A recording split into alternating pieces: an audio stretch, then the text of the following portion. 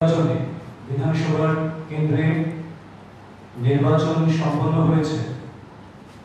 আগামীকাল তার ফলাফল প্রকাশ হবে। শান্তিপূর্ণ গণতান্ত্রিক বাতাবরণে সর্বতোভাবে এই নির্বাচন প্রক্রিয়া সম্পন্ন হয়েছে। আগামীকাল যার ফলাফল আমাদের সামনে চলে আসবে, এই বিষয়টিকে সামনে রেখে আজকের এই সাংবাদিক সম্মেলন। এই সাংবাদিক সম্মেলনে আমাদের সঙ্গে উপস্থিত হয়েছেন পূর্ব ত্রিপুরা লোকসভা আসনের মাননীয় সাংসদ শ্রী বিভূতি ত্রিপুরা মহোদয়, উপস্থিত হয়েছেন ত্রিপুরা প্রদেশ বিজেপির মাননীয় সাধারণ সম্পাদক শ্রী কিশোর বর্মন মহোদয়। আমি প্রথমেই অনুরোধ জানাবো মাননীয় সাংসদ শ্রী বিভূতি ত্রিপুরা মহোদয়কে আপনাদের উদ্দেশ্যে সম্বোধন করার জন্য। শুভ সন্ধ্যা সবাইকে। ধন্যবাদ সুব্রত দাকে। আমাদের মধ্যে আমাদের সাধারণ সম্পাদক কিশোর দাও আছে। একটাই আমরা আমাদের দলের তরফ থেকে বার্তা দিতে চাই, আগামীকাল যেহেতু ফলাফল ঘোষণা করা হবে, জনগণের রায় আমাদের ভোটিং বাক্সে বন্দি করা আছে। আগামীকাল সকাল থেকে যখন গণনা শুরু হবে, রেজাল্ট বেরিয়ে আসবে। যদিও আমরা আশাবাদী 4টা কেন্দ্রেই আমাদের পক্ষে রায় আসবে। রায় যাই হোক, জনগণের রায়। আমাদের দলের তরফ থেকে পরিষ্কার আমাদের কর্মীদের কাছে এবং পুরো ত্রিপুরাবাসীর কাছে আমাদের অনুরোধ বা বার্তা যে রেজাল্ট বেরোনোর পরে কোনো রকমের সন্ত্রাস বা এরকম হিংসাত্মক কোনো কার্যকলাপ যেন না হয়। আমাদের কর্মীদের প্রতি আমাদের অনুরোধ যেন সংযত থেকে জনগণের রায় আমরা মাথা পেতে নেই। এবং অন্যান্য দলের কাছেও আমাদের অনুরোধ থাকবে যাতে কোনো সন্ত্রাস বা এরকম কোনো রকমের হিংসাত্মক কার্যকলাপে কেউ জড়িয়ে না পড়ে। ত্রিপুরা রাজ্যের যে শান্তির পরিবেশ, এই পরিবেশকে বজায় রাখার জন্য আমরা সকলের কাছে অনুরোধ রাখছি, কারণ উন্নয়নের জন্য শান্তির পরিবেশ দরকার।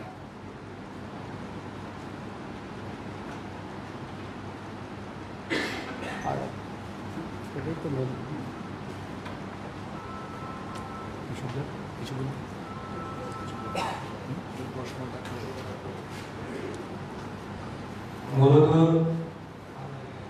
মাননীয় সাংসদ মহোদয় যে বার্তাটা আপনাদের মাধ্যমে ভারতীয় জনতা পার্টির কার্যকর্তা সহ সকল স্তরের শুভবুদ্ধি সম্পন্ন শান্তিপ্রিয় গণতন্ত্রপ্রিয় মানুষের কাছে আবেদন হিসেবে, আর অবশ্যই দলীয় কর্মীদের জন্য, কার্যকর্তাদের জন্য এটা দলীয় নির্দেশ।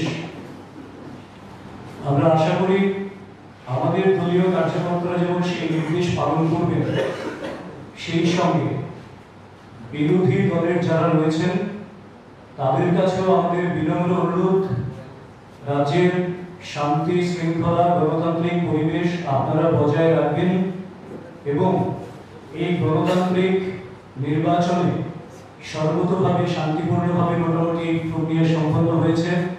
কাজেই আগামীকাল জনতার রায় যা বেরিয়ে আসবে সেটাকে আপনারাও নিজেরা গণতান্ত্রিক রায় হিসেবে মেনে নিয়ে রাজ্যের আগামী দিনের শান্তি সমৃদ্ধির পরিবেশ এবং উন্নতির যে বাতাবরণ চলছে তাকে বজায় রাখার জন্য আপনারাও ইতিবাচক দৃষ্টিভঙ্গি নিয়ে কাজ করবেন, এই আবেদনটাই আমরা রাখছি।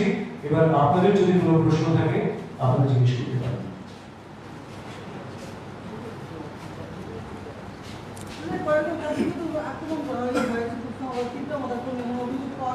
হ্যাঁ হ্যাঁ হ্যাঁ আপনাদের কর্মীদের উপর আক্রমণ করা হয়েছে, কিন্তু আমাদের তরফ থেকে শোনা গিয়েছে, অভিযোগ করা হয়েছে এবং সে ব্যাপারে দেখুন, আজকের এই সাংবাদিক সম্মেলন যখন চলছে তখন নির্বাচন প্রক্রিয়ারই এটা একটা সময়, তারই অংশ। অনেক বিধিনিষেধ রয়েছে, আমরা খোঁজ খবর নিচ্ছি। আর বর্তমানে প্রশাসনটাকে নিয়ন্ত্রণ করছে নির্বাচন কমিশন।